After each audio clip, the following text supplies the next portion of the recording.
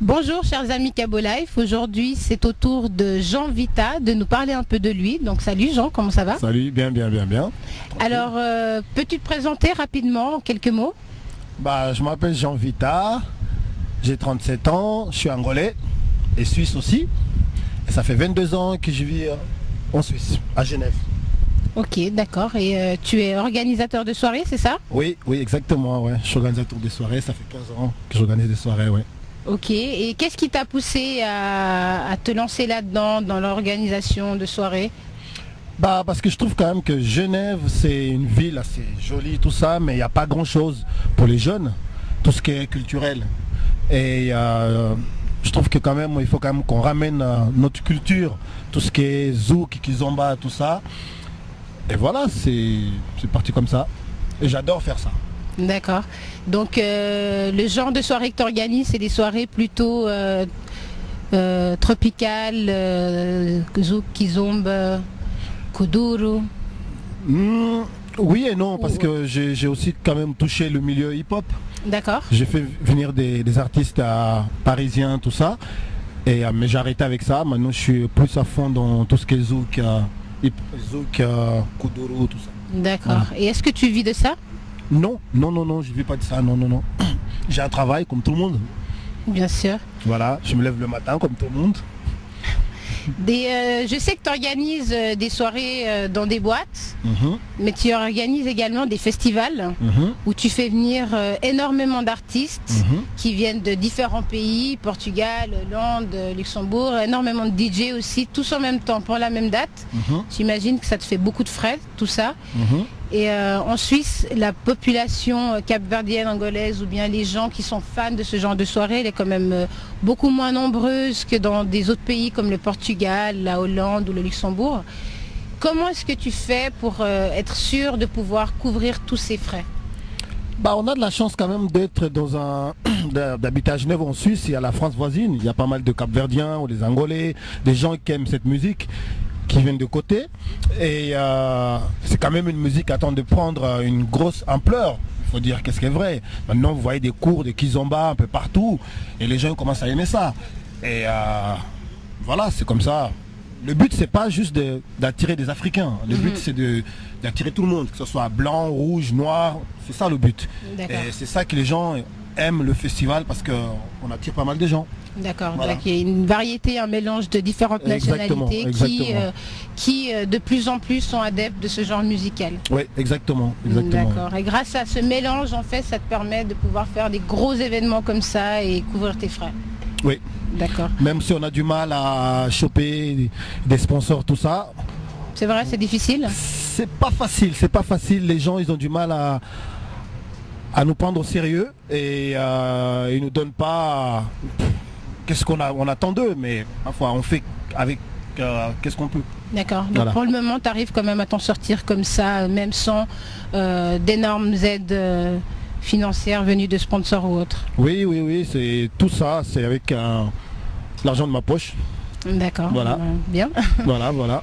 Et tu organises depuis quelques années ces fameux festivals que tout le monde connaît, hein, les festivals Boa Vide. Oui.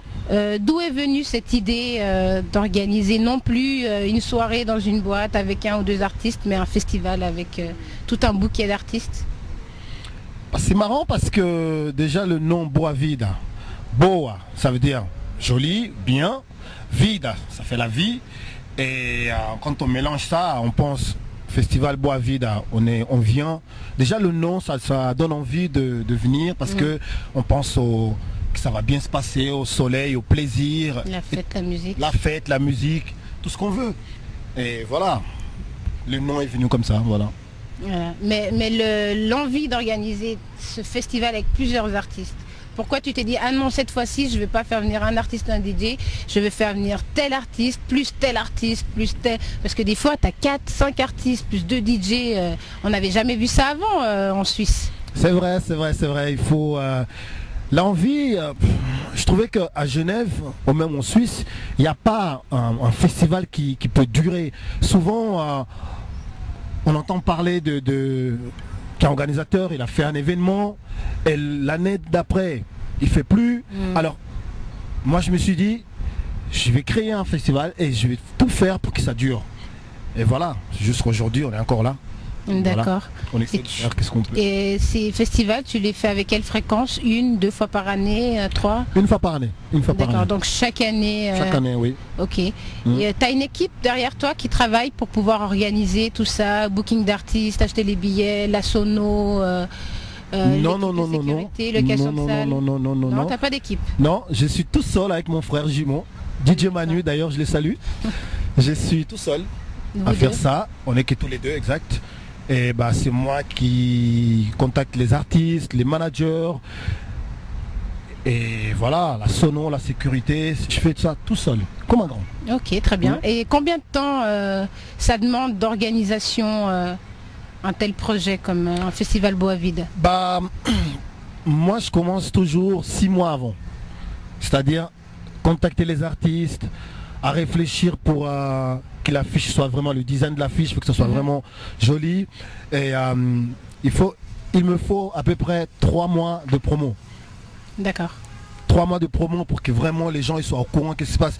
Bien sûr, hein, les gens ils croient on a moi, on peut faire une bonne promo, mais moi je ne pense pas. Je pense pas parce qu'il faut vraiment, pour que ça soit beaucoup plus sérieux, il faut un certain temps de promo, que ce soit sur Facebook ou à radio ou même les fly ou les affiches, tout ça. Au Cabo Live. Au Cabo Live, exactement, parce que Cabo Live est toujours présent. Je remercie Cabo Live, merci pour tout, parce qu'il m'aide beaucoup, c'est vrai, c'est vrai. D'accord, faut pas oublier Cabo Live. Non. D'accord, donc là, ça fait 4 ans. Oui. C'est le 4e festival qui va bientôt avoir lieu. Oui. Quelle a été l'évolution du premier festival Boavide il y a 4 ans et aujourd'hui? Bah, pardon, ça évolue chaque fois. Chaque année, ça évolue. On a commencé à Genève. Ensuite, on a fait 2 fois à Genève. Et là, on va faire 2 fois. L'année passée, c'était à Renon. Et cette année, c'est encore à Renon. Et ça évolue petit à petit avec les artistes, avec le public. Et j'espère que ça va continuer à évoluer. C'est le but. Le but, c'est pas que on en reste là. Et moi, je suis quelqu'un d'assez... quand j'y crois à quelque chose, j'y vais jusqu'au bout. D'accord, bravo.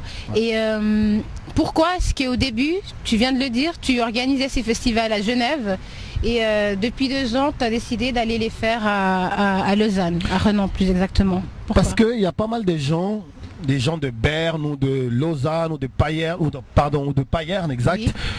Je disais, ouais, Genève c'est trop loin. Alors on a décidé de centrer vraiment en plein milieu de la Suisse. Pour moi c'est Lausanne, Suisse romande, Lausanne. Comme ça les gens ils vont pas se dire ouais si on vient à Genève c'est trop loin. Là on est à Renon. C'est vraiment pas, c'est pas vraiment à Lausanne, c'est Renon, c'est à quoi, 10 minutes de Lausanne. En plus c'est une salle qui est très connue. Et les gens ils disent c'est bien. En plus l'année passée il y a eu pas mal de monde. On a vraiment fait une, il y a eu salle quoi pleine. Ouais, c'était avec quoi 700, 800 personnes. Et cette année, j'espère que ça va être... encore plus. Ça va exploser. J'espère. Ouais. Bon, j'imagine que tu rencontres quand même des difficultés lors de ces festivals, que ce soit dans l'organisation ou soit le soir même de la soirée. Quel genre de difficultés tu as pu rencontrer jusqu'à maintenant? Vous savez, peut-être que je vais me faire des ennemis, je ne sais pas. Mais il n'y a pas d'ennemis. Mais vous savez, nous les Africains, on n'aime pas voir un frère réussir ou à créer quelque chose. On est toujours jaloux. On veut toujours casser les jambes. Mais moi, je suis quelqu'un... J'ai entendu beaucoup de choses sur moi, mais j'avance toujours. Il y a des gens, il y a pas mal d'organisateurs. La Suisse, c'est grand.